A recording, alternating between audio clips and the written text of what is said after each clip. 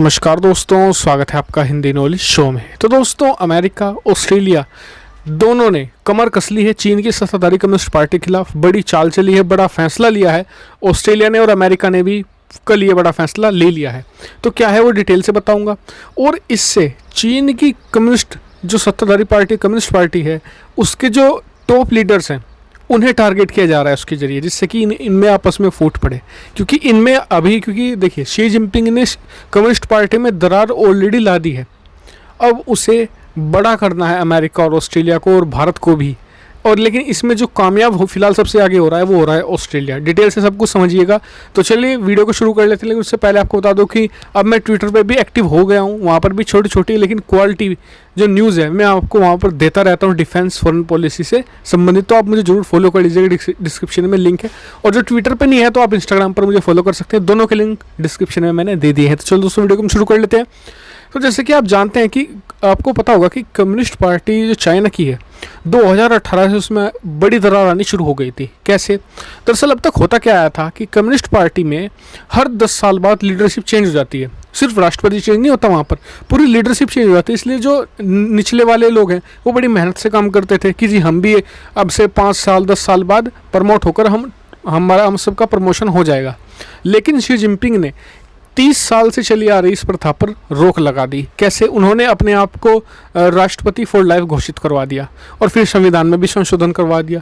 उस समय भी इसमें बहुत बवाल मचा चीन में। लेकिन जिसने भी आवाज़ निकाली, चीन के जो राष्ट्रपति हैं शी जिनपिंग और उनके जो टॉप 4-5 लोग हैं जिन्हें आप स्क्रीन पर देख भी सकते हैं फिलहाल, इन्होंने मतलब कि जितने भी विरोधी हो तो उन्हें भ्रष्टाचार के आरोप में फंसवा कर जेलों में डलवा दिया या एग्जीक्यूट करवा दिया, मरवा दिया। लेकिन ये दरार भरी नहीं, अभी भी पूरी तरीके से ये दरार अभी भी बढ़ती जा रही है, क्योंकि कोरोना वायरस ने जो आपस में इनमें फूट थी वो और ज़्यादा बड़ी कर दी है। आपने देखा भी होगा कोरोना वायरस के जब मैंने वीडियो बनाई थी, जब स्टार्ट हुआ था, बहुत से कम्युनिस्ट पार्टी के लोगों ने उस समय आवाज़ उठानी शुरू भी कर दी थी कि शी जिनपिंग एक जोकर की तरह व्यवहार कर रहे हैं। जी हाँ, एक बड़े लीडर ने ये कह दिया था, हालांकि बाद में उसे गिरफ्तार कर लिया गया था। लेकिन इसका फ़ायदा अब उठा रहा है ऑस्ट्रेलिया और अमेरिका। दरअसल कम्युनिस्ट पार्टी के जो लोग थे ना, वो क्या करते आए थे, भ्रष्टाचार करते थे दबाकर।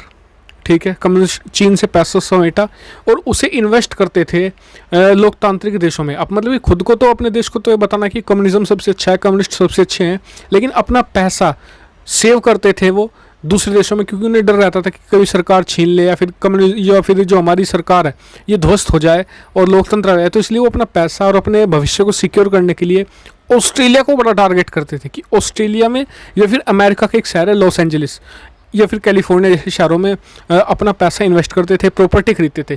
कितनी प्रॉपर्टी खरीदते थे आपको मैं चौंकाने वाला हूँ। 40 अरब डॉलर का इस साल का प्लान था। कोरोना वायरस से पहले उन्होंने प्लान बना के रखा था कि 40 अरब डॉलर की प्रॉपर्टी सिर्फ ऑस्ट्रेलिया में खरीदी जाएगी। सिर्फ ऑस्ट्रेलिया में 40 अरब डॉलर की प्रॉपर्टी खरीदी जाएगी, और जगह को मैं अभी इंक्लूड नहीं कर रहा हूँ, सिर्फ ऑस्ट्रेलिया को। कितनी बड़ी रकम है इसका अंदाजा आप इस बात से लगाइए कि भारत का मिलिट्री बजट 60 अरब डॉलर है। भारत और चीन के बीच का जो व्यापार डेफिसिट है, यानी चीन कितना कमा कर ले जाता है भारत से, 55 अरब डॉलर। यानी कि भारत, देखिए आप चारों तरफ आपको चीनी प्रोडक्ट दिखेंगे, इतना बेचता है चीन और 55 अरब डॉलर कमा के ले जाता है। और 55 में से 40 अरब डॉलर चीन की कम्युनिस्ट पार्टी के जो सत्ताधारी लोग के टॉप लीडरशिप है वो इन्वेस्ट करना चाहती थी सिर्फ और सिर्फ ऑस्ट्रेलिया में। और 30-35 तो हर साल खर्च करते ही हैं मतलब कि ऑस्ट्रेलिया में प्रॉपर्टी खरीदने में। लेकिन शी जिनपिंग के कुछ ऐसे फैसले हुए जिन्होंने इन सपनों पर फिलहाल लगाम लगा दी है, क्योंकि ऑस्ट्रेलिया को नाराज़ कर दिया है चीन ने। कोरोना वायरस के बाद जिस तरीके से धमकाया गया, चीन ने यही सोचा कि धमका लेंगे, हमारा तो बहुत सारा इन्वेस्टमेंट है।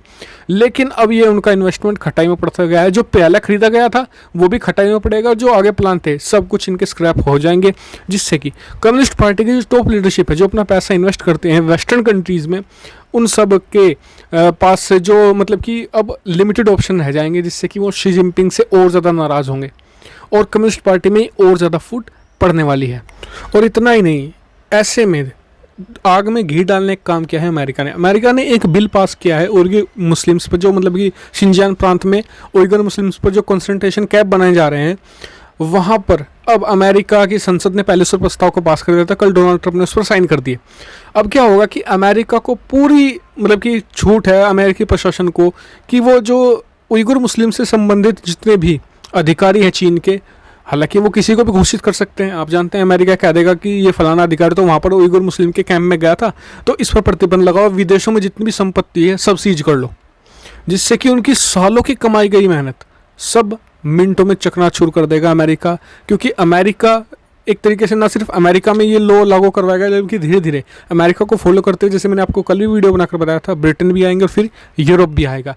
तो मेरे हिसाब से बहुत ही मास्टर स्ट्रोक चल रहे हैं इस समय, बहुत ही मतलब कि दिमाग से सोच रहे हैं अमेरिका, ऑस्ट्रेलिया, और ये चीन को बहुत ज़्यादा प्रेशराइज करेगा, क्योंकि छोटी छोटी चीज़ें चीन को दबाव में ला सकती हैं। ऐसे ही भारत भी कर रहा है। कल मैं वीडियो बनाकर बताऊंगा कि कैसे भारत बहुत छोटे छोटे स्टेप ले रहा है, लेकिन बहुत ही प्रभावी मतलब कि जो ये फैसले हैं, कल डिटेल से हम उस पर भी बात करेंगे। तो आप मुझसे जुड़े रहेगा, साथ ही आप ट्विटर पर भी फॉलो कर लीजिए ऐसी ही बहुत सारी डिफेंस, फॉरेन पॉलिसी और फाइनेंस रिलेटेड वीडियो के लिए। Thank you for watching video.